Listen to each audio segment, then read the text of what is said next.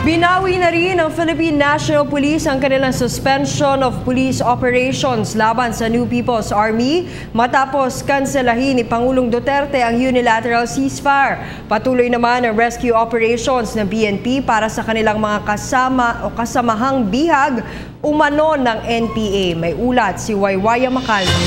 Binawi na din ng pambansang pulisya ang kanilang ipinatutupad na suspension of offensive police operations o SOPO matapos magbigay ng direktiba ang kanilang Commander-in-Chief. Kaya naman sila ngayon ay nakaalerto dahil rito.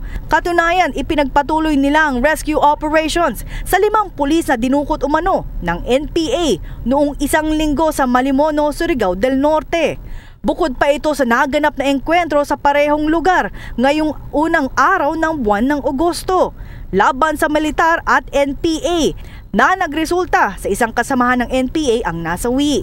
Sa kabila ng lifted na ang unilateral ceasefire at sa pag-apela pa ni NPA founder John Masison na nagkulang kasi sila ng oras para maimpormahan ang bawat tauhan nila ukol sa pagdedeklara ng presidente ng ceasefire. Ito naman ang naging sagot ni PNP Chief Ronald De La Rosa sa kanila. Sino bang naging agresor? Hindi naman kami, di ba? Sila naman ang nag-ambos. So anong basis na sinabi ni Presidente yan? Dahil doon sa ginagawa nila. Kami na nga nag-offer ng ganon, tapos ayaw man lang respetuhin yung offer natin. So that led to the decision of the President to suspend yung supo natin at saka sumo. Para sa PTV News, ako si Waywaya Macalma. Ako po si Cathy San Gabriel. Subscribe na sa PTV YouTube channel.